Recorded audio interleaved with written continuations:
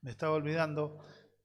Está haciendo frío, así que gracias a Dios estamos calentitos, pero chocolate por la noticia. Pero vamos a hacer café por la noticia. Aquellos hermanos que quieran, ahí tienen atrás cafecito caliente para tomar. Sírvanse en libertad, con discreción posible.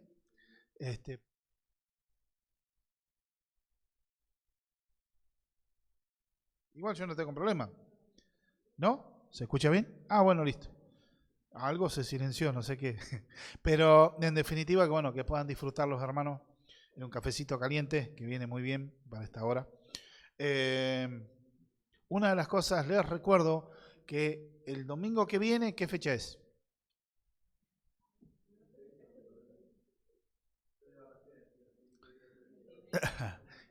Es primero. Bien, 1 de agosto. ¿Qué tenemos cada primer domingo? Tenemos Santa Cena. Así que estemos preparando nuestros corazones en nuestra vida para el día 1 de septiembre. Tenemos Santa Cena del Señor y por la gracia del Señor seguramente vamos a hacer algo a la canasta. Así que tenemos santo almuerzo. Compartir todos los hermanos en armonía como familia del Señor. La intención es disfrutar como familia. No es simplemente, bueno, me junto a comer con unos amigos. Somos familia por medio de Cristo y disfrutar, ese es el propósito, disfrutar de comunión y relación los unos con los otros. Y ahora sí, creo que no me olvido más. Otros anuncios, no me acuerdo. No tenemos novedades por ahora, Dios mediante. Ahora... vamos a ir a Tito. Vamos a continuar con la serie expositiva de Tito. Capítulo 1. Vamos a leer el versículo 10 al 16, pero no se asusten, lo dividí en dos, porque esto sería preservando la pureza de la iglesia, parte 1. Porque había demasiada tela para cortar y hacer los 6 versículos de una me parecía un desperdicio. Y realmente siempre he adoptado en llevar metódicamente para que la palabra de Dios sea asimilada en cada corazón. ¿Por qué las pastorales? Porque son el plan de Dios para la iglesia, cómo se organiza la iglesia, cómo debe vivir la iglesia. Y este es algo importante y es la base para nosotros sobre la cual estamos edificando nuestra congregación. ¿Por qué? Porque de acá, cuando Dios empiece a añadir más personas en su gracia, cuando Él lo quiera hacer, nosotros debemos estar preparados para cuando eso ocurra, para saber y no salir disparado para cualquier lado, según lo que nos parezca, tengamos ganas, y según nada. Tenemos, la Escritura es la base. Para predicar la palabra de Dios debemos tener claro muchas cosas. Dice la palabra de Dios, para tener el contexto, capítulo 1 de Tito, versículo 10 en adelante, dice: porque hay aún muchos contumaces, habladores de vanidades y engañadores, mayormente los de la circuncisión, a los cuales es preciso tapar la boca, que trastornan casas enteras, enseñando por ganancia deshonesta lo que no conviene. Uno de ellos, su propio profeta, dijo: los cretenses, siempre mentirosos, malas bestias, glotones, ociosos. Este testimonio es verdadero, por tanto, repréndelos duramente para que sean sanos en la fe, no atendiendo a fábulas judaicas ni a mandamientos de hombres que se apartan de la verdad. Todas las cosas son puras para los puros, mas para los corrompidos e incrédulos nada les es puro, pues hasta su mente y su conciencia están corrompidas. Profesan conocer a Dios, pero con los hechos lo niegan, siendo abominables y rebeldes, reprobados en cuanto a toda buena obra. Dice Steve Lobson, refiriéndose al pasaje de Esdras 7:10, cuando dice que Esdras, cuando estaba en Babilonia, él propuso ¿qué cosa? Estudiar la palabra de Dios y vivirla, a entender la palabra de Dios. Y decía él en lo siguiente: además de estudiar y practicar la palabra de Dios, Esdras se comprometió a enseñar en Israel sus estatutos y decretos. Eso pueden buscarlo, Esdras 7:10. Esta palabra, enseñar, indica la imagen de instruir, incitando y prodigando, como un amo lo haría con un buey. No solo Esdras ofrecía información para los que estaban delante de él, sino que también tenía el propósito de declarar la verdad. Él estaba empujando al pueblo hacia la voluntad de Dios. Mientras enseñaba la verdad, Este libro es una extracción del libro El pastor como predicador de John MacArthur, pero este capítulo lo hace Steve Lawson en el capítulo que se llama Traed el libro. Y esto sin duda alguna debe ser la actitud de los ministros, que son ministros, estudiantes y practicantes de la vida cristiana para poder alimentar y guiar al pueblo de Dios. Sabemos que como contexto, Pablo está dando unas claras enseñanzas y directivas a Tito para la organización y defensa de la fe, según la revelación apostólica, para preservar la integridad doctrinal y personal de la comunidad cristiana de Creta. Por esta causa te dejé, para que corrigiese lo deficiente y para que establecieses ancianos. Después de dar la descripción de los ancianos, vamos a analizar este texto, lo que nos viene hablando. Terminamos en el versículo 9, que debería ser retenedor de la palabra fiel, tal como ha sido enseñada, para que también pueda exhortar con sana enseñanza y convencer a los que os contradicen. Y ahí hay una conjunción adversativa que dice lo siguiente: porque es una conjunción casual.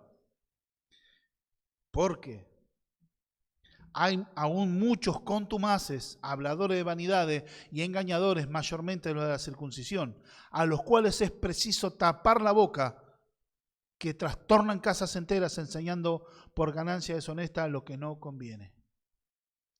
Las instrucciones de Pablo a Tito son emitidas en un momento oportuno, al saber de los inconvenientes. Pablo se había enterado de los líos que podía haber, ya que cuando él se tuvo que ir de Creta, él dejó a Tito porque tenía que terminar de organizar las iglesias. Se habían hecho grupos en las distintas ciudades de Creta, pero bueno, no había cosas que había que terminar. Y una de las cosas es establecer ancianos, liderazgo de la iglesia. Si no, en algunos como que estaba un poco acéfalo y eso es peligroso también. ¿Pero se podía poner a cualquiera? No, tampoco no puede poner a cualquiera porque tiene entusiasmo, tiene la gana. Una persona, bueno, viene a todos los cultos, participa, canta con entusiasmo y le gusta, y por ahí le gusta leer la Biblia y te das cuenta que ora. Y son aptitudes muy positivas, pero no quiere decir que puedas estar liderando. Por eso da primero la indicación de cómo debe ser el carácter, la madurez y el conocimiento que tiene de parte de Dios. Pero hay cosas que se deberían atender en forma urgente y de una forma categórica y contundente. No podía perderse tiempo. Por eso dice el porque, habla que tiene que ser retenedor de la palabra, fiel, como ha sido enseñado, o sea, según la revelación apostólica, que ellos hablaron de lo que reveló Cristo. Tenía que ser retenedor de esa doctrina, no lo que varía, se inventaba cualquiera, o lo que había alguna tradición de hombres. No. Lo que había revelado, eso tenía que ser retenedor y ser fiel. Y da el porqué. El porqué tiene que ver por un causal. La necesidad de atacar una enfermedad, que es las falsas enseñanzas, estableciendo ¿cómo? La verdad de Dios. Y una cosa es desde las bases. No se puede dudar ni esperar a que esta plaga se extienda y que se haga como una gangrena, porque muchas veces se deja pasar. No, déjalo, el hermano es bien intencionado. O no, déjalo, lo que enseña no es tanto. No se puede permitir. Tampoco es ser en el sentido quisquillosos por cosas muy minúsculas. A veces se han hecho problemas en congregaciones, y esto es real. Se han hecho problemas por la vestimenta, si hay que usar corbata o no corbata. Si las mujeres tienen que usar pollera o no pollera. Por esas cosas se han dividido iglesias. Y en estas cuestiones, a la luz de Escritura, no se está refiriendo a eso. No está refiriéndose al Evangelio mismo. Por eso es la necesidad o la preservación de la pureza de la iglesia. Por eso son las razones, como subtítulo, del establecimiento de liderazgos firmes. Cuando hablo de firme es que están establecidos. Un liderazgo de hombres maduros, hombres cristianos convertidos, con madurez y un llamado claro de Dios, porque no es para cualquiera. Pero también es un llamado para toda la iglesia, para que se afirme en Cristo y tenga claro la enseñanza. Por eso es vital la formación de hombres llamados, dotados y maduros para ser capaces de ejercer un liderazgo sano. bíblico, que edifique, hombres capaces de llevar adelante la carga de soportar ataques diabólicos, ataques de oponentes, tanto en lo intelectual como físicamente en algunos casos. Ser capaces de amar, de afrontar el desgaste, de corregir, de refutar y llevar a la iglesia a buenos pastos en medio de una manada de lobos. O como dice Pablo, lobos rapaces, según Hechos capítulo 20, verso 29.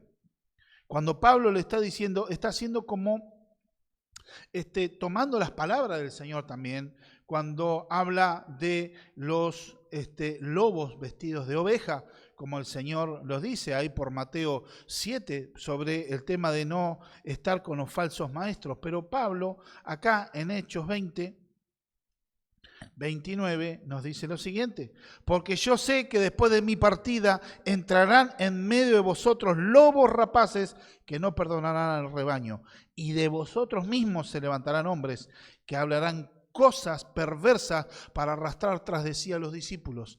Él sabía que en medio de los que estaban ahí, él había convocado a los hermanos de la iglesia de Éfeso, y había ancianos, y que él sabía que de ese mismo lugar iban a levantarse falsos maestros.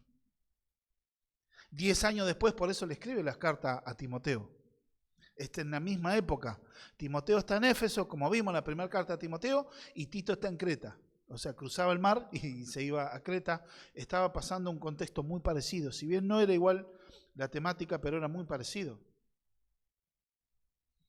Esta es una expresión paulina. ¿Por qué? Un lobo rapaz. Bueno, lobo rapaz es una expresión en el Nuevo Testamento. Está haciendo una conjunción de dos cosas. Primero, ¿qué es un animal rapaz? Por ejemplo, ¿cuáles son? Los que capturan por medio de garras. ¿Qué son? Las águilas, por ejemplo. Las águilas es un animal rapaz. ¿Ellos qué hacen? Vienen, capturan su presa, se la llevan o en el aire, pájaro más pequeño, o levantan animales del suelo. De la forma que ellos cazan y utilizan sus garras afiladas y sus picos para cazar, matar y comer. En cambio el lobo no tiene unas garras así como las águilas, garras prensiles. Tienen sí garras, pero grandes sí. Pero en realidad el lobo, hay dos realidades que maneja esto. ¿Qué simboliza el lobo? El lobo simboliza a un animal salvaje que ataca en conjunto y que trae destrucción porque es violencia. Digamos, el animal rapaz que hace, vos el águila, no sé si alguno ha visto alguna vez en el campo, acá tenemos aguilucho, y por ahí levantando algún zorrito o levantando algún animal, hoy está acá, lo miraste acá y a los 2 segundos no está más el animal, y no lo viste, ¿dónde está? Se lo llevó. Pero el lobo no, el lobo ataca, muerde, destruye, es muy violento. Entonces está haciendo como juntando dos características. Estos tipos de maestros son lobos que traen destrucción, violencia, en un sentido espiritual, intelectual, abuso espiritual, pero también son rapaces, porque también roban y destruyen. Esto es una expresión, ya que cazan en manada, porque dice la Escritura, porque hay muchos, o sea, encima el número de estos falsos maestros se había incrementado. Hay muchos, no dice que son la mayoría, no, entre la iglesia están estos falsos maestros. Y empieza a darles adjetivos calificativos, porque no tan solo los describe, no hace una descripción, sino también los califica. Por eso le dice que hay muchos contumaces. ¿Qué tiene que ver un contumaz? ¿Qué quiere decir esa palabra?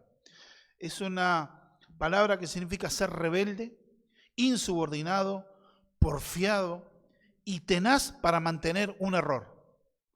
O sea, son personas dedicadas a que lo que ellos piensan y se terminó. No son gente con un corazón que puede estar sinceramente equivocado, pero con un corazón enseñable, que por ahí no te entienda, bueno, pero realmente, a ver, mostrámelo por la palabra, a ver, ¿cómo va? No, tenés razón. Les voy a dar un ejemplo. Apolos, en el libro de los Hechos, un poderoso y vigoroso predicador, convertido al evangelio, iba y predicaba con poder, pero se entiende, en la época no tenía muy clara algunas doctrinas, no tenía muy clara, entonces lo agarró Priscila y Aquila, y ahí en privado, fuera del contexto público, este matrimonio Aquila y Priscila, lo instruyeron y le enseñaron. Ahí tenés una persona, un creyente verdadero, un maestro, un predicador vehemente, un hombre vigoroso para predicar, que no tenía muy claro, pero tenía un corazón enseñable. Era humilde. Esa es una señal de un hijo de Dios. Por un tiempo un creyente puede estar sinceramente equivocado, pero en un momento donde se te muestra el error, tenés un corazón sensible para aprender, ser enseñable. Esto no. No, lo que yo digo y punto. Por eso habla de que son tenaces en mantener el error, porfiado, insubordinado. Son personas que en su número era grande y su obra esta era parecida a lo que tenía que enfrentar Timoteo. Estos desconocen la verdad de la palabra de Dios y no hacen caso a la enseñanza de ella y persisten en el pecado. No están dispuestos a someterse a Dios, a su ley. No reconocen autoridad y disciplina eclesiástica. El problema es que están dentro de las iglesias. Ellos no reconocen. Uno va y habla 2 y 3 veces y con el mismo y no quieren saber nada. Es lo que ellos piensan y punto. ¿Dónde se ve ese tipo de personas que hacen daño con el tiempo en la congregación? Una de las cosas, cuando se los corrige, ya se enojan. Y obviamente que a veces el corregir hay una lucha con el orgullo, con lo que uno tiene pensado quizás hace años, pero ¿cómo puede ser esto así? Si yo toda la vida lo vi así, ¿cómo que ahora? Bueno, fíjate a la luz de la Escritura. Ah, bueno, sí, está bien, pero no, estos no, se cierran en el suyo. Digamos, se plantan en sus 40 y encima no es que enseñan algo bíblico, no, enseñan algo totalmente contrario. Por eso son contumaces, gente rebelde, gente que se les habla y no quieren saber nada. Quieren plantarse ellos y van con un fin determinado. Por eso habla que son falsos maestros. Muchos contumaces. Dice que habla también habladores de vanidad. Lo describe. Contumaces, habladores de vanidades. Que estos utilizaban un lenguaje amplio, pero cosas sin valor en cuanto a lo espiritual se refiere. Cosas que no edificaban realmente a los asuntos del reino de Dios. Solo hacen perder el tiempo y llevan a la impiedad, o sea, al pecado. Sus palabras, aunque pueden ser cautivantes, ¿cautivan a quién? A los débiles, a los incautos. Como dice uno, mucho ruido y pocas nueces. Los escuchás hablar, son muy elocuentes. Como diría un autor, un dramaturgo del siglo XVI en Inglaterra, Shakespeare, es decir, tienen tantos ruidos fuertes que el sonido es nada. Dicen nada. Te empiezan a predicar y a hablar y a querer enseñar conceptos que después te pones a pensar y digo, esto no tiene pie ni cabeza. ¿Qué me hiciste? Perder el tiempo. Por eso Pablo habla de habladores de vanidades. Algo vano es algo vacío, sin sentido. Su término es como algo inflado, como un globo. Nada más, aire. Su enseñanza no tiene, es más, conduce al pecado. Lugares donde se te empieza a predicar y enseñar o viene, no, tengo esta revelación de Dios, esta palabra de Dios, y te empiezan a hablar. La mayoría en este tiempo agarran el Antiguo Testamento. Como los tiempos de Elías y de Eliseo, o como cuando estaba Moisés. Y empezás a predicar, ¿y qué tiene que ver con la iglesia? ¿Qué tiene que ver con Cristo? Sí, el Antiguo Testamento apunta a Cristo, tiene que ver, pero las prácticas que había en el Antiguo Testamento son del Antiguo Testamento, no aplican a la iglesia. Está bien. La palabra asamblea en el Antiguo Testamento es una palabra hebrea que significa asamblea y se traduce lo mismo. La palabra iglesia tiene que ver la connotación de también es asamblea. Somos los llamados a estar fuera del mundo. Israel es un tipo de la iglesia, mostrando lo que apuntaba lo que iba a ser en el sentido espiritual la iglesia de Cristo hoy en día. Pero no solo reservado para una nación de todo el mundo, sino para aquellos que son escogidos por Dios. La iglesia, judíos y gentiles. Pero estas personas, ¿a quiénes cautivan? A personas que no conocen la palabra. Por ahí personas nuevas en la fe. Por eso un líder tampoco puede ser una persona nueva en la fe. Porque no solo tiene que tener un conocimiento intelectual, sino su corazón templado en el horno de Dios. ¿Para qué? Para que pueda manejar estas situaciones. Poner a uno nuevo en la fe como pastor es un problema, porque se puede envanecerse y caer en lazo del diablo.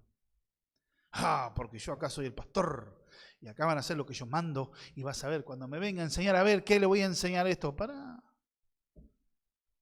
Dios te da luz, pero nunca tenés que olvidarte de quién sos. Alguien que es también un pecador necesitado de la gracia de Dios. Yo también necesito consejería. Yo también necesito palabra de instrucción, palabra de enseñanza. Yo también necesito ser corregido. Yo también necesito ser enseñado. Y todo pastor es lo mismo. ¿Cuándo termina de aprender un pastor? El día que se muere. Así es sencillo. Podés tener 80 años, podés seguir leyendo, tus facultades cognitivas están claras, sí, me falla un poco la vista, no importa, un anteojo, pero tenés que seguir leyendo, tenés que seguir aprendiendo. Dios es abundante. Pero el problema es que por ahí con uno nuevo te podés ya a creerte de que, bueno, listo, ya acá descubriste la redondez del agujero del mate. ¿Sí? Te creíste que inventaste la rueda. Ahora sí. No, por eso tiene que ser alguien maduro. Pero esas personas nuevas, ávidas de buscar una experiencia, de buscar una enseñanza, entonces ¿qué pasa? Estas personas son esos habladores de vanidades. Mucho ruido, pocas nueces. Discursos llenos de argumentos humanos, difíciles de comprender, buscando ser persuasivos para mentes curiosas e inadvertidas. Metían fábulas místicas, interpretaciones de tradiciones de hombres llevadas al extremo. Por ejemplo, Marcos 7, 5 al 7, donde le iban a cuestionar a Jesús por qué sus discípulos en un día de reposo estaban comiendo en el campo. ¿Y qué le cuestionaban? No que estuvieran comiendo, porque en la ley estaba establecido que coman. Había un extremo, se tenía que dejar como una esquina del campo para que vayan los pobres, los que no tenían para comer y podían comer. Lo que no podía hacer la gente era, si había trigo, empezar a juntar en bolsa y llevarse. No, comer lo que necesitas. Una cuestión de preservación de vida. La ley establecía eso, para cuidar a los hermanos necesitados que no podían. ¿Y qué es lo que les censuraban? Porque no se habían lavado las manos. Porque no habían hecho el rito espiritual de lavarse las manos. Pero eso no estaba escrito en la ley del Señor. Era una tradición rabínica que supuestamente ellos sostenían de tener la tradición oral de Moisés. ¿Para qué? Para que antes de comer corra agua de las manos. No era en el sentido higiénico como hoy nosotros utilizamos, lavarse las manos antes de comer. ¿Por qué? Porque es cuidar de los gérmenes que uno toca por todos lados. Se debe lavar las manos para estar más higiénico a la hora de comer. No, en ese sentido era una cuestión ritual, o sea, que corra un poco de agua en las manos, ya está. Pero era más vale algo, una limpieza ritual. Como no lo hicieron, estaban cuestionando. Jesús se le hizo corta. Y ustedes vienen a hablar, ¿no saben que lo que entra a la boca del hombre se va al baño? Lo que contamina realmente al hombre, lo que lo hace impuro, son los homicidios, los adulterios, las fornicaciones, el odio, el resentimiento que salen, que están en el corazón. Eso es lo que contamina al hombre. Lo que come se va al baño. Se nos dijo en esos términos. Y le empezó a decir un montón de cosas a ellos. Que ustedes, ¿qué les dice? Ustedes pervierten el mandamiento de Dios. ¿Y qué hacen seguir? Mandamientos de hombres. Porque con su actitud ustedes anulan el mandamiento de Dios para hacer tradiciones de hombres. Por ejemplo, la ley decía, honrarás a tu padre y a tu madre. Y ese primer mandamiento con promesa, como dice Pablo, y serán de largos días sobre la tierra. Están en el decálogo, en los 10 mandamientos. Honra a tu padre y a tu madre. La consigna es honrarlo en toda tu vida, y cuando no puedan sostenerse a sí mismo, un creyente, en las medidas que tenga posibilidad de hacer, honrar a los padres, ayudarlos a su sostenimiento. En aquel momento no existía el sistema de jubilación, no había pensiones del gobierno, entonces ¿quién se tenía que hacer cargo? Los hijos. Algo normal y natural. Después en el tiempo había un sistema de ayuda comunitaria, pero en primera instancia Dios lo que estableció en la ley de que los padres cuando estaban ancianos y no podían ya trabajar más, no podían autosustentarse, los hijos tenían que honrarlo, honrar la vida. Pero ellos inventaron un subterfugio legal diciendo, no, todos mis bienes yo los pongo en ofrenda para Dios. Le llamaban la palabra corbán. Entonces, cuando decían Corban, está todo consagrado a Dios. Y cuando ellos, para no ayudar a sus padres, llámese por un egoísmo, una pelea, una rencilla, algo que les cerró el corazón contra los padres, dijeron, mirá, yo los ayudaría, pero todo lo que tengo es del Señor, está consagrado, no puedo ayudarlo. Mandamiento de hombre, anulando la ley escrita de Dios por hacer mandamiento de hombre, inventos, queriendo hacerse más santo y consagrado que son, anulando la defensa y la honra de la vida que tenía que ser la obra que tienen que ser los hijos hacia los padres. Tras estas palabras suaves esconden el veneno de la falsedad. No, pero enseñan cosas, pero muchas veces no hay que esperar que estén en los púlpitos, están en medio de la gente. Teóricamente gente, algunos tenidos como ancianos, como líderes. Y que habla también de habladores de vanidades y engañadores. Eran mentirosos, seductores de la mente. Su carácter alineado a la cultura local. Esto no es novedad en la historia de la redención. Aún esto no es novedad que hubiera mentirosos y falsos profetas. Por ejemplo, que engañaban al pueblo. Jeremías capítulo 6.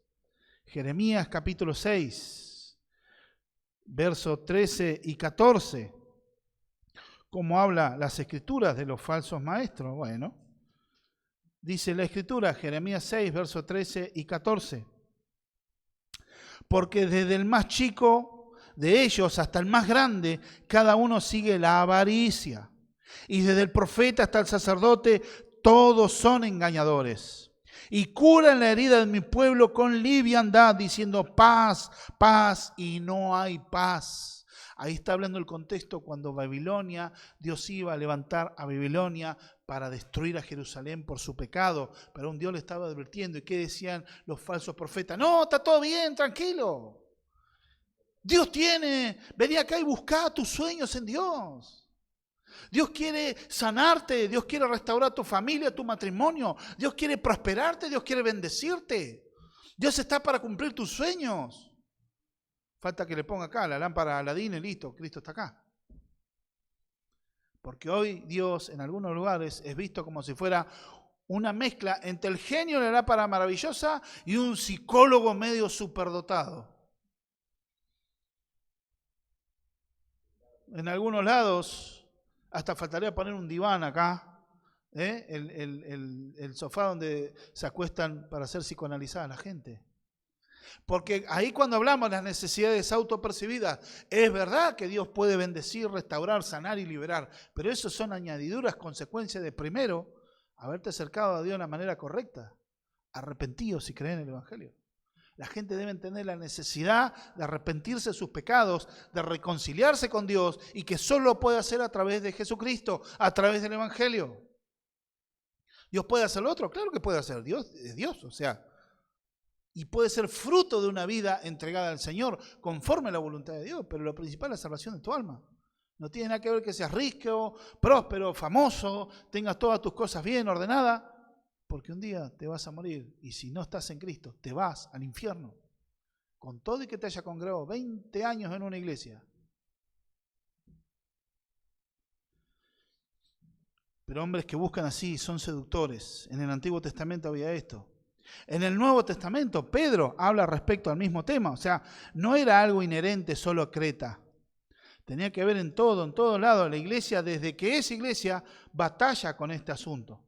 La segunda carta de Pedro, capítulo 2, versos 1 y 2, dice, pero hubo también falsos profetas entre el pueblo, como habrá entre vosotros falsos maestros, que introducirán encubiertamente herejías destructoras y aún negarán al Señor que los rescató, atrayendo sobre sí mismos destrucción repentina. Y muchos cegarán sus disoluciones, por causa de los cuales el camino de la verdad será blasfemado.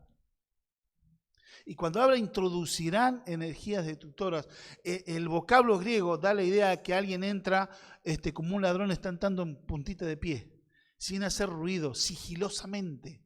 O sea que no se los puede percibir a simple vista. Por eso son engañosos. La primera carta a Timoteo, en el capítulo 4, como lo habíamos visto, nos señala lo siguiente.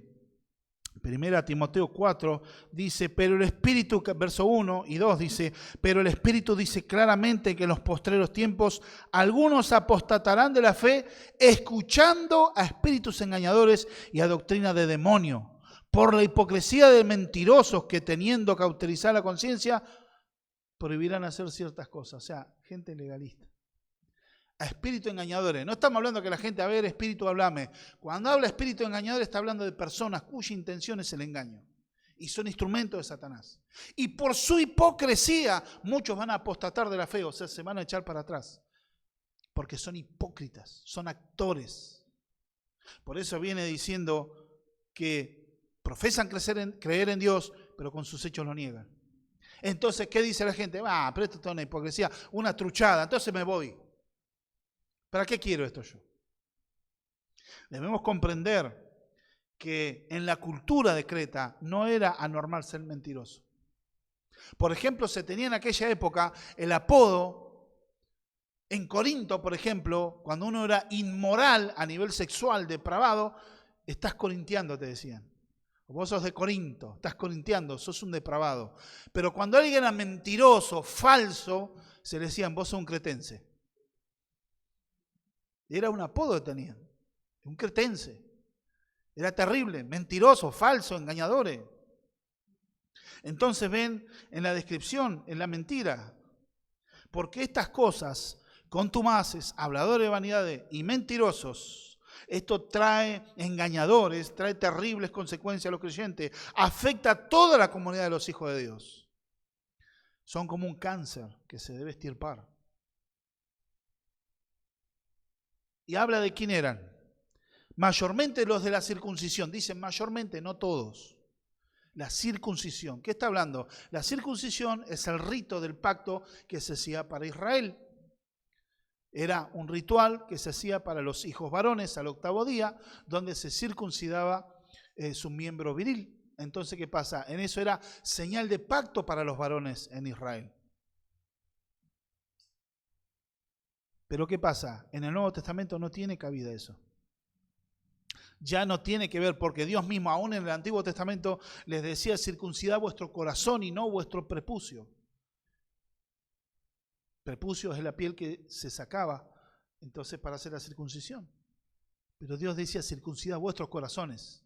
Porque no es porque ustedes tengan una operación hecha en su cuerpo, que son miembros de Dios, sino que el corazón esté convertido. Aún en el Antiguo Testamento hablaba de eso. Porque muchos creían y a Jesús le decían que ellos eran descendientes de Abraham. Y como eran descendientes del linaje de Abraham, por eso eran pueblo de Dios. Y Jesús le dice, no porque sean descendientes de Abraham en la carne, serán hijos de Dios.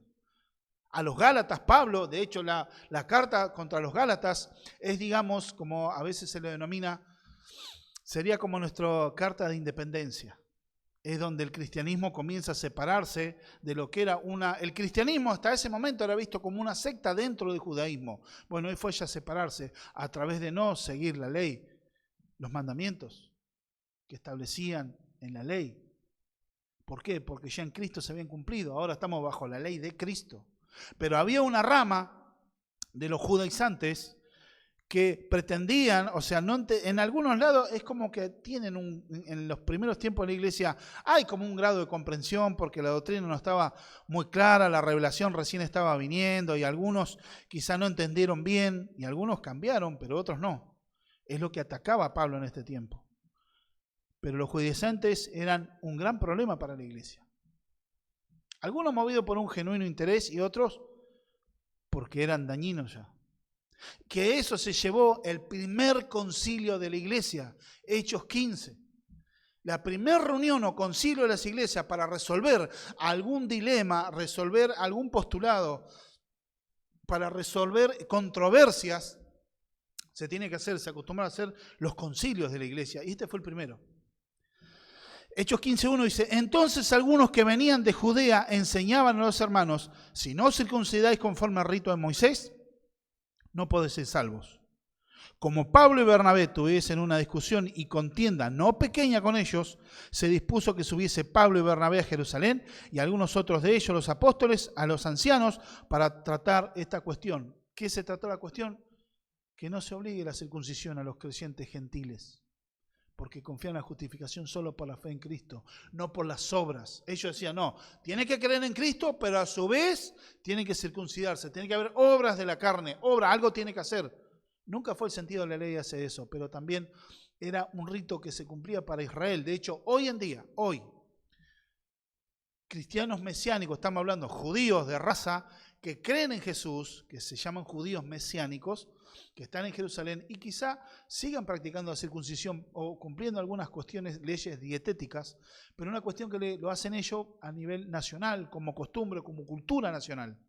Pero para su salvación solo es la fe en Cristo.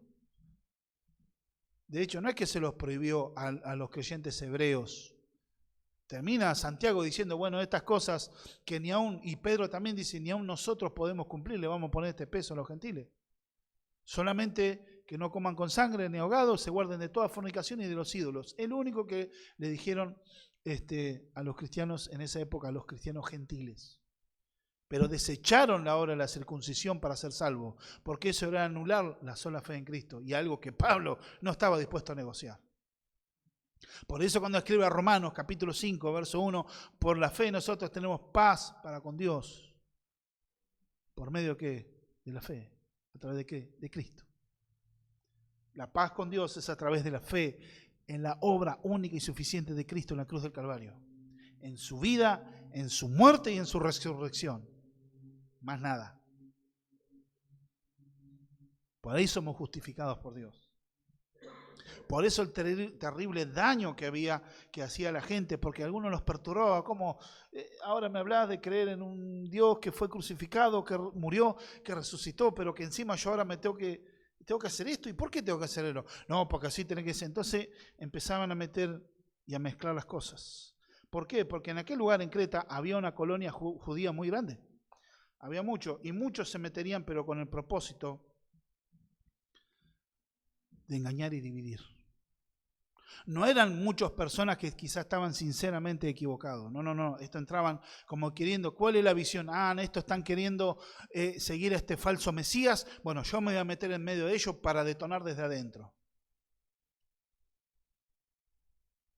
Pablo también habla en la carta a los Romanos, acompáñeme, carta a los Romanos en el capítulo 16, el último capítulo de Romanos, versos 17 y 18. Consejo y la orden que Pablo da. Mas os ruego, hermanos, que os fijéis en los que causan divisiones y tropiezos en contra de la doctrina que vosotros habéis aprendido y que os apartéis de ellos. Porque tales personas no sirven a nuestro Señor Jesucristo, sino a sus propios vientres, y con suaves palabras y lisonjas engañan los corazones de los ingenuos. No hay que tener contemplación con esto. Hablan con palabras suaves, pero así te van metiendo veneno. Su fin, destrucción de la iglesia.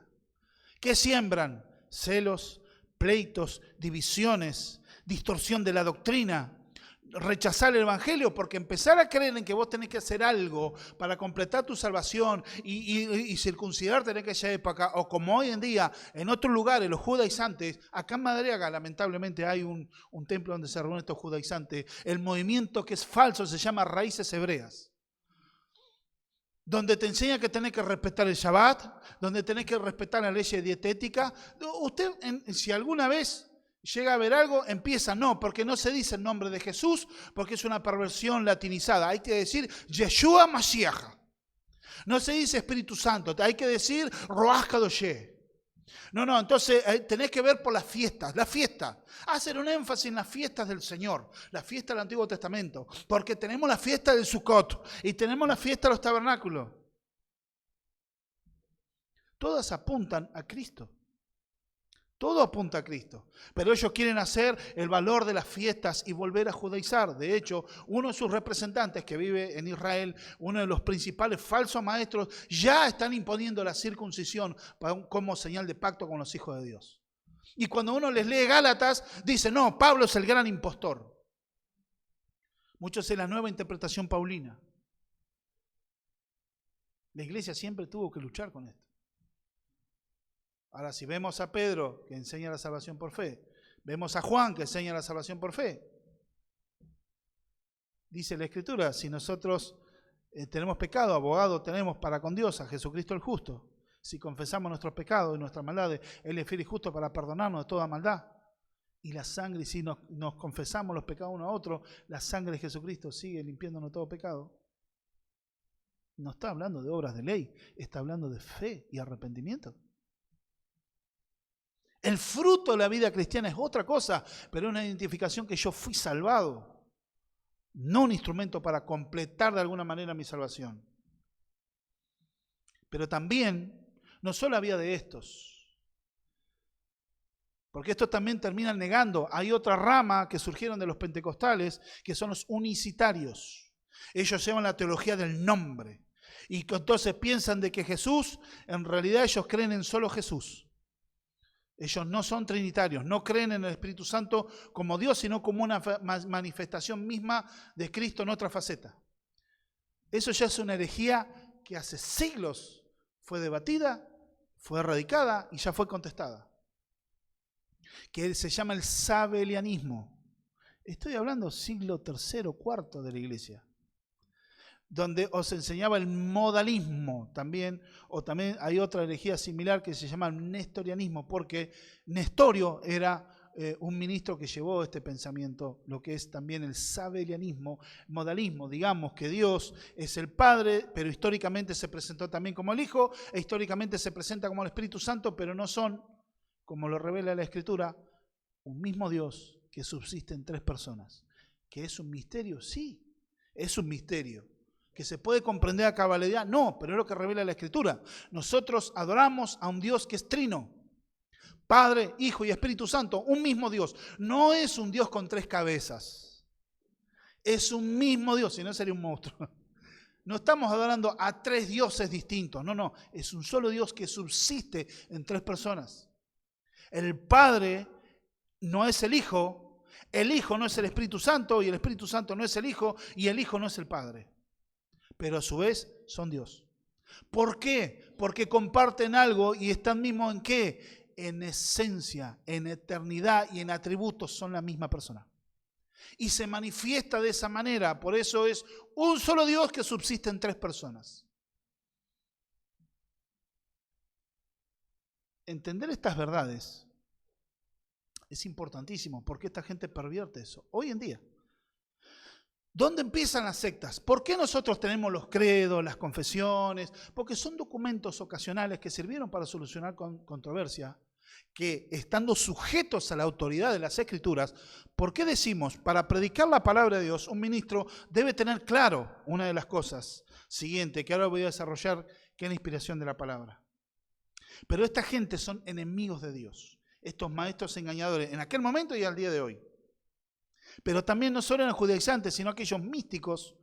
En aquel momento se llamaba gnosticismo incipiente, era nuevo. El gnosticismo, una filosofía muy mezclada con filosofía griega, mezclado con espiritualidad de Asia y también con algo de judaísmo. Entonces ellos tenían una verdad superior revelada que tenían que seguir como códigos secretos para que vos tengas la vida espiritual. Sí, tenés que creer en Cristo, pero después vení que yo te voy a dar un conocimiento superior. Y desechan a Cristo. Por eso la carta a los Colosenses fue escrita, marcando la suficiencia de Cristo para la iglesia. Pero estos son enemigos que demandaban también lealtad para sí mismos. Estos son enemigos de Dios y su pueblo. Cuidado con las apariencias, porque estas engañan. Aunque parezcan buenos, amables, sus frutos lo van a demostrar. Jesús, ¿qué le dijo? Mateo 7:15. Sus frutos van a mostrar quiénes son. El árbol malo no puede dar buen fruto. Y el árbol bueno no puede dar mal fruto. Cuídense de los falsos maestros. Cuídense de los falsos profetas. Hoy vendrán a querer intimidar con una resignificación, por ejemplo, como hablé de las fiestas judías, de decir que las fiestas cristianas actuales, que son fechas, festividades paganas, como decir, por ejemplo, hoy una gran línea del cristianismo que dice, no, que festejar el 25 de diciembre es una festividad pagana, porque ahí nació el dios romano del sol invicto, entonces es una fiesta pagana, y porque la iglesia en su momento resignificó el 25 de diciembre. A ver, la fecha si vamos a la fecha histórica, Jesús nunca pudo haber nacido en 25 de diciembre, por descripciones que hay en la Biblia. Presumiblemente nació entre el mes de septiembre y octubre, por las características que había. Ahora, ¿cómo festeja la iglesia del Señor el 25 de diciembre? Es una fiesta, los cristianos, no estamos hablando como festeja el resto del mundo, que es para pretexto para juntarse, emborracharse y hacer toda clase de desastre. Pero el cristiano genuino conmemora un cumpleaños más del Señor. Es una festividad donde se conmemora la venida y la presentación en la tierra de nuestro Señor y Salvador. ¿Qué hay de malo en eso? Se resignificó, pero no tiene incidencia las fiestas, las fechas. Te ponen que toda festividad, no, eso es paganismo, todo es pagano. Cuidado con eso. Porque no se idolatra la fecha, es verdad. Se cambió, pero no tiene que ver con ese aspecto de que en el fondo estamos adorando el sol invicto, que era uno de los dioses de Roma, el que adoraban los emperadores y los soldados romanos. No. Se está conmemorando un año más de que Cristo vino a la tierra. Y con un corazón genuino agradecidos a Dios a través de Cristo, entonces lo hacemos. O sea, no hay, esa es una nimiedad. Pararse a decir, ahora algunos dicen, no, yo no quiero festejarlo. Bueno, en tu conciencia, si te pesa, pero no es para agarrarte, como ahora quieren resignificar todo eso. Esos son movimientos judaizantes. Quieren rememorar, como testigos de Jehová, no se festejan cumpleaños, porque hay 3 ejemplos de cumpleaños que terminaron mal, entonces no se festejan cumpleaños. Es una costumbre egipcia del pecado. Ahora, ¿y cuál es lo malo? Si se hace sanamente, en bendición, hermanos en Cristo. Entonces, ese es el problema. Cuando se empiezan a centrar en verdades periféricas y hacerlas como centrales para la salvación de las personas. No te va a salvar o te va a condenar que hagas un 25 de diciembre o en el mes de septiembre o octubre festejar Navidad. No te hace la cosa. Tu conciencia lo que te salva es la obra de Cristo en la cruz del Calvario. No una fecha. Pero esta gente perturban al pueblo de Dios de esa manera. Por eso hay un plan de acción. Verso 11. A los cuales es preciso tapar la boca.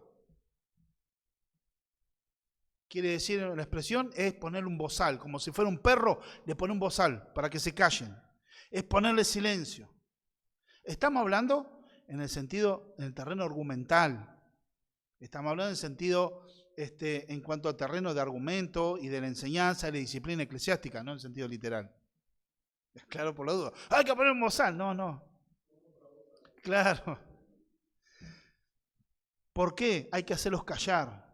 Y esto supone un trabajo arduo y agotador por la tensión que esto conlleva, ya que es una forma de erradicar este mal de la congregación de los santos. Cristo vivió este ataque de los fariseos y también los confrontó. Jesús le dijo a los fariseos, ay de ustedes fariseos hipócritas. Los confrontaba. Él no se quedaba callado, él lo querían callar. Bueno, Jesús también tenía argumentos para defender la Escritura. Pero Mateo 23, cómo Jesús hace y cómo eran ellos, ¿no? Mateo capítulo 23 nos dice lo siguiente. Versos 2 y 3. En la cátedra de Moisés se sientan los escribas y los fariseos, así que todo lo que os digan, que guardéis, guardadlo y hacedlo, mas no hagáis conforme a sus obras, porque dicen y no hacen. La hipocresía. El verso 13, por ejemplo, cuando empieza la parte liviana de Jesús, mas ay de vosotros, escribas y fariseos, hipócritas, porque cerráis el reino de los cielos delante de los hombres, pues ni entráis vosotros, ni dejáis entrar a los que están queriendo entrar.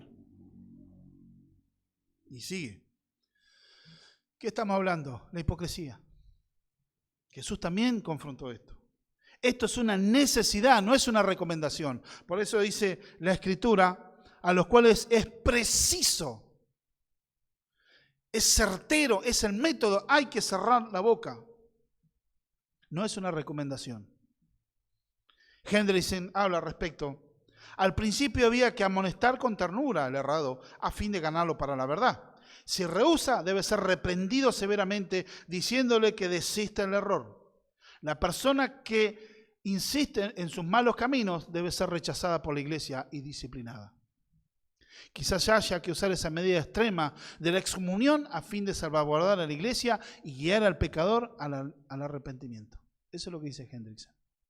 O sea, no hay que tener contemplación con el error. No, pero el hermano, no. Si está enseñando cosas desubicadas, hay que llamarlo al orden.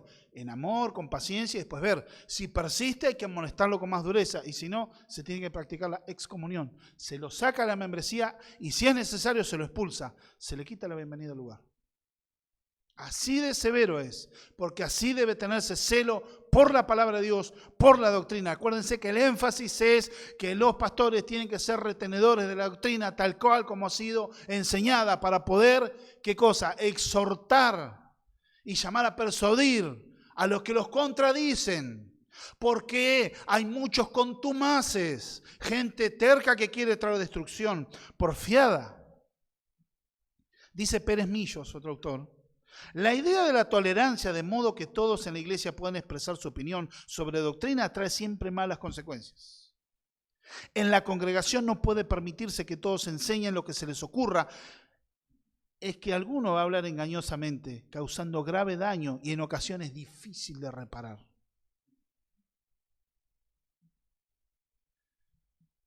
Grave daño. Dañan personas, dañan doctrina, la palabra. Hay gente que han tenido brujos metidos en la iglesia, diciendo, no, este es profeta de Dios. Mentira, esta mujer es una profetisa de Dios. Bruja endemoniada, brujo endemoniado. Llevar a práctica el Antiguo Testamento.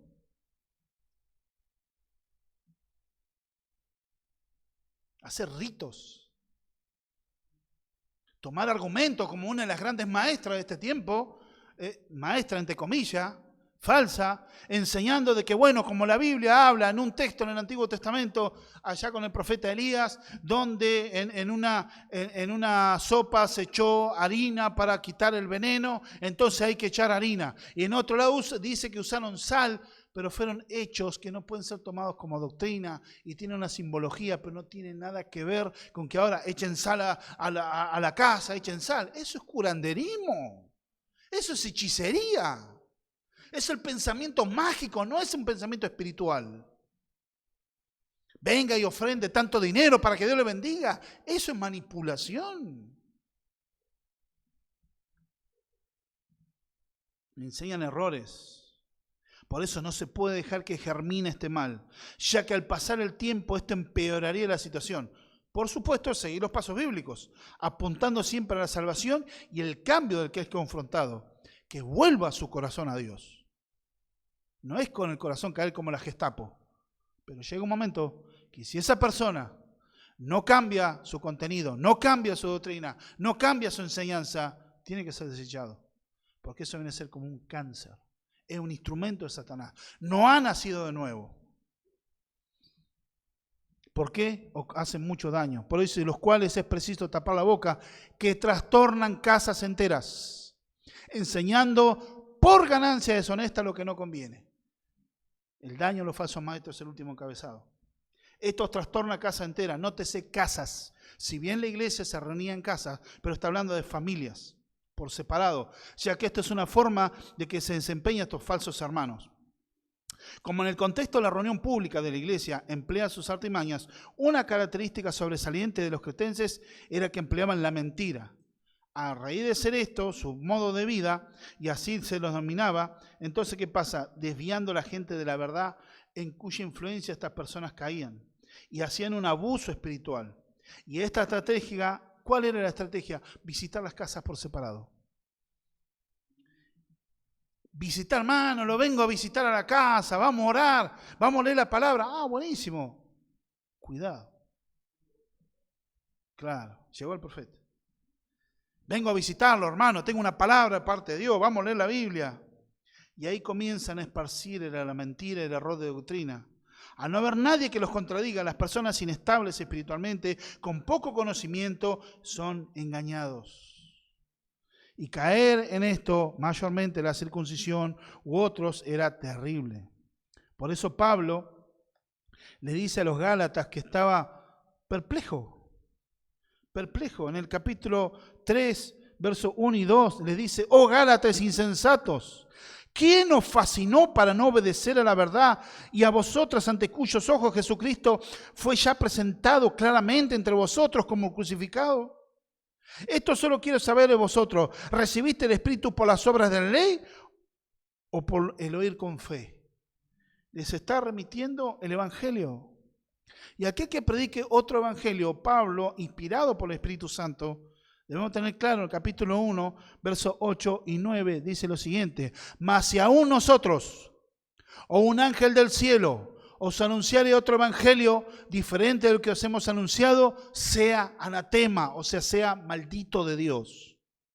Como antes hemos dicho, también ahora lo repito: si alguno os predica diferente evangelio del que habéis recibido, sea anatema, maldito de Dios. Por eso surgieron las sectas, donde se desprenden de los concilios, de nuestra herencia doctrinal. ¿Por qué? Porque ellos empiezan a enseñar, bueno, hasta aquí todos estaban equivocados hasta el día de hoy. Por ejemplo, ¿cómo surgieron los mormones, la iglesia de los santos de los últimos días? Esa iglesia surgió a raíz de que el fundador, José Smith, supuestamente había un avivamiento, estuvo por los años 1830 más o menos, había un mover espiritual en Estados Unidos y él se va a una montaña porque no sabía si era verdad o no. Supuestamente se le apareció un ángel y se le apareció el Señor y el Señor mismo le dijo: todo esto están equivocados, yo te voy a revelar la verdad. Y le trajo supuestamente unas tablas a través de un ángel que se llamaba Moroni. Y después cuando le dijeron, bueno, a ver, mostraron las tablas para ver de dónde sacaste todo esto, no, el ángel se lo llevó. Y empezó a interpretar libros supuestamente de egipcio antiguo que Dios le había dado sobrenaturalmente el don de interpretar ese idioma, y comenzó a elaborar lo que es hoy en día el libro del Mormón. Y dicen que es el otro Nuevo Testamento de Jesús, que Jesús realmente vino a América y se presentó a los indios, a los aborígenes de Estados Unidos, y comenzó a fundar la fe en ese lugar. Cuando egiptólogos, hombres de ciencia, empezaron a ver ese libro que había interpretado él del egipcio antiguo, supuestamente eran las verdades reveladas, resulta que era tan solo una genealogía de algún muerto muy adinerado y nada más. Egiptólogos, interpretando realmente cómo se interpreta el egipcio, era un libro de los muertos de los egipcios, nada más. Una genealogía de uno que murió, nada más. Por ejemplo, ¿cómo surgió los adventistas? Que muchos hoy en día no, algunos adventistas están volviéndose evangélicos. Mentira. Siguen sosteniendo la verdad de practicar el Shabbat.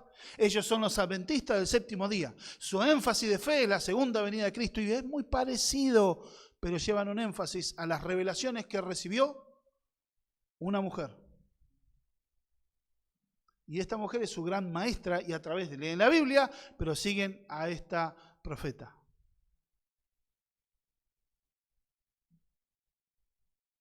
Entonces esta mujer, la fundadora, empezaron a seguir sus profecías. ¿Pero cómo? ¿Dónde empezó el germen? Un pastor metodista empezó a poner fecha a la venida de Cristo y todos esperaron. Y resulta que Cristo no vino a esa fecha. Y este hombre se llamó a silencio por la vergüenza. Pero que esta mujer siguió porfiada en esa verdad y esperando en eso, comenzó a fundar. Se llamaba, creo que Susana, no me acuerdo. Elena White. Entonces ella empezó a fundar y a hacer sus nuevas revelaciones. Y la gente sigue hasta el día de hoy las revelaciones en vez de confiar en la palabra de Dios.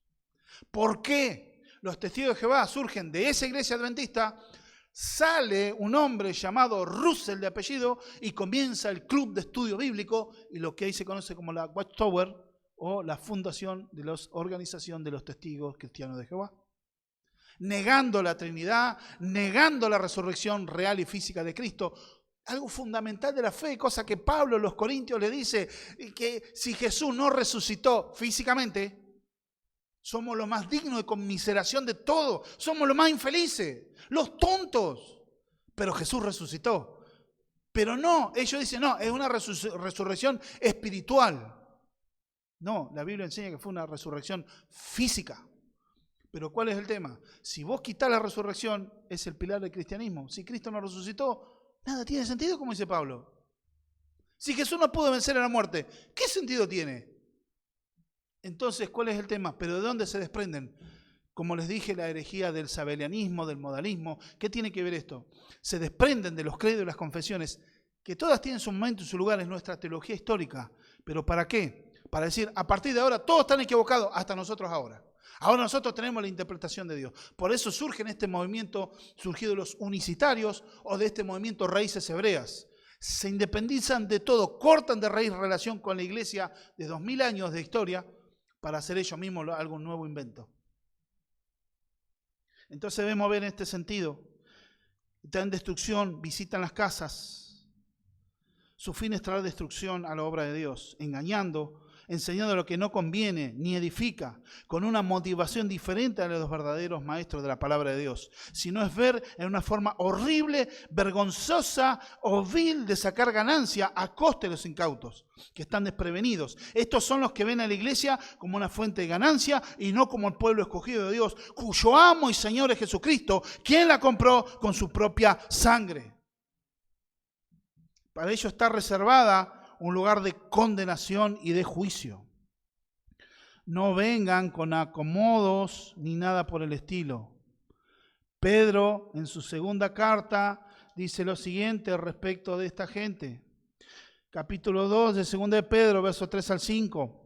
Y por la avaricia harán mercadería de vosotros por palabras fingidas. Sobre los tales ya de largo tiempo la condenación no se tarda y su perdición no se duerme. Porque si Dios no perdonó a los ángeles que pecaron, sino que los arrojándolos al infierno los entregó a prisiones de oscuridad para ser reservados al juicio. Y si no perdonó al mundo antiguo, sino que se guardó a Noé, pregonero de justicia, no con otras 7 personas trayendo el diluvio sobre el mundo de los impíos. Y sigue, que Dios condenó. ¿Qué es el fin de estos falsos maestros? Judas tiene algo que decir al respecto. Judas, el único capítulo, verso 8 al 13, dice lo siguiente. No obstante, de la misma manera que estos soñadores mancillan la carne, rechazan la autoridad y blasfeman las potestades superiores.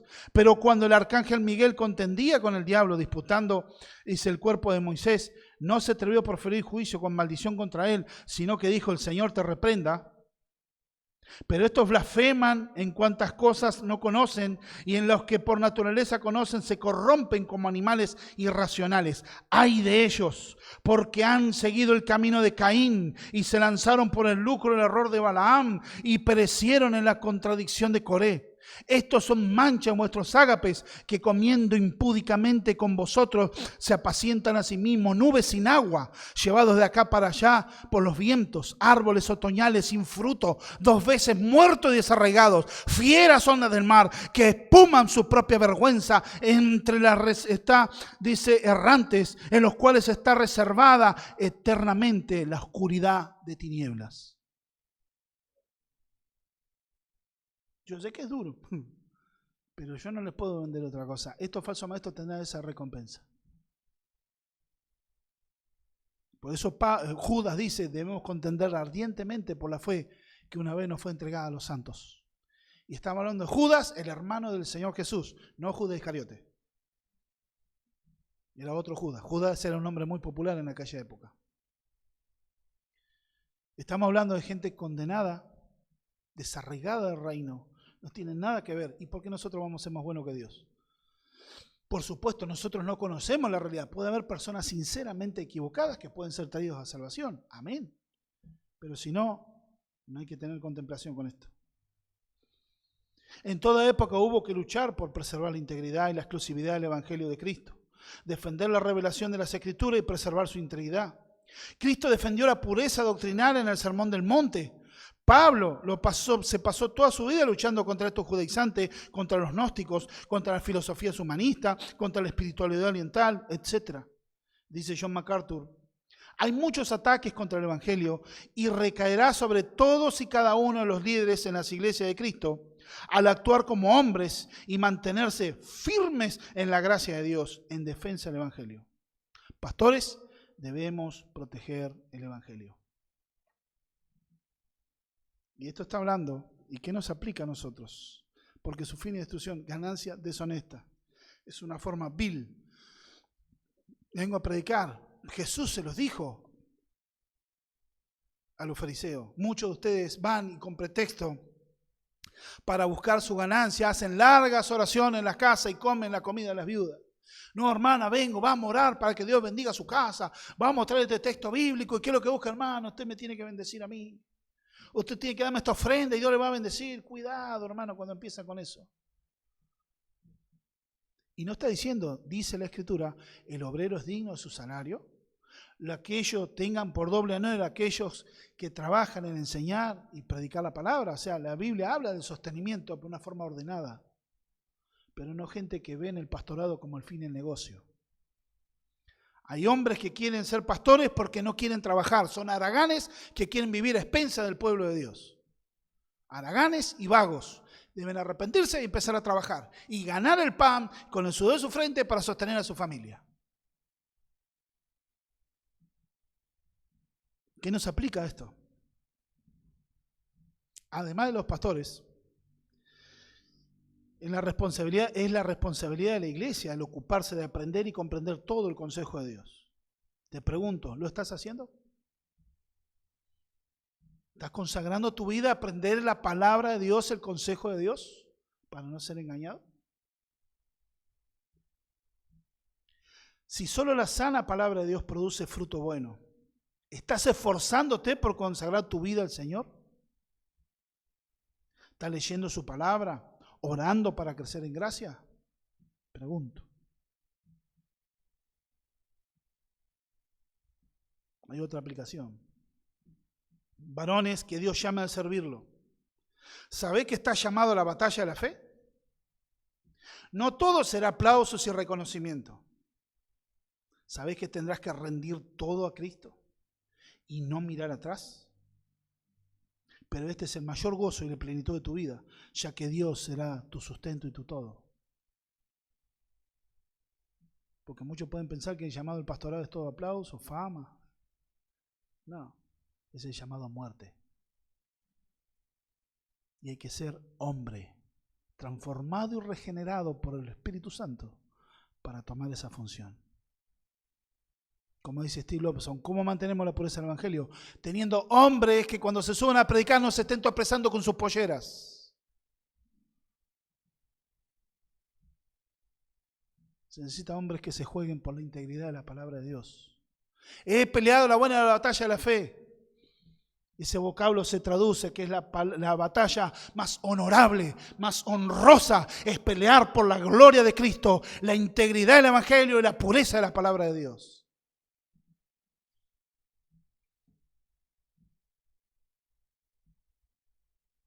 ¿Qué otra aplicación hay?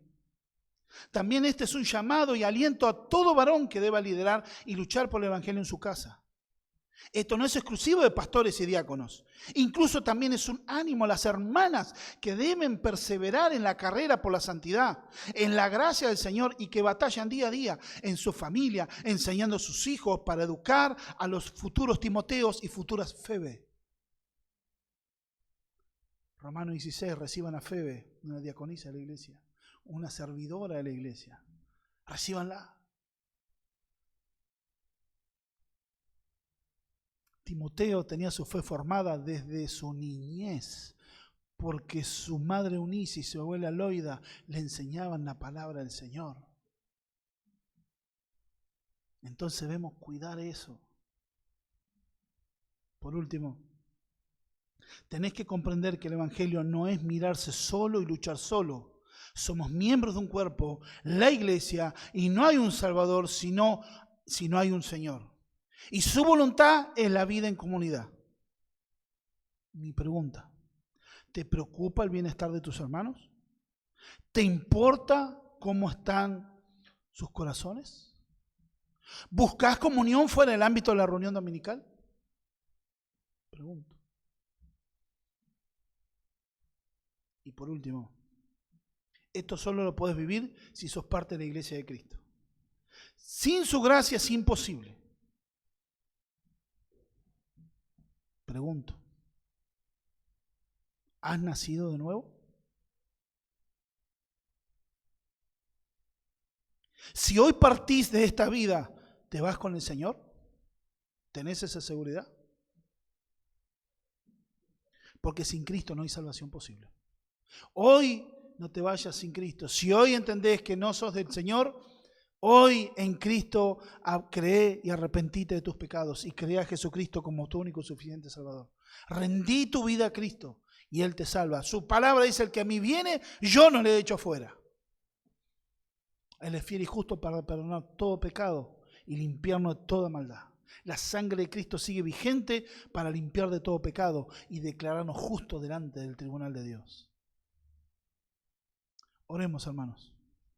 Padre, te damos gracias, Señor, por este tiempo, por esta tu palabra. Yo ruego, Señor, que tú la bendigas y que añadas lo que quizás, Señor, yo en mi torpeza no haya podido hacerlo. Te ruego en el nombre de Jesús que bendigas, Señor Dios mío, que bendigas, Señor Dios mío, esta tu palabra, y que podamos entender que como iglesia debemos luchar por preservar la pureza doctrinal de tu palabra revelada. No los inventos de hombres o de instituciones, sino tu palabra revelada debe tener la preeminencia en nuestros corazones y en nuestras vidas. Señor Dios mío, te bendecimos y te adoramos. Creemos, Señor, como cristianos y ortodoxos, Señor, creemos en tu verdad, Señor, que tu palabra es inspirada. Creemos en la inspiración verbal y plenaria de tu palabra.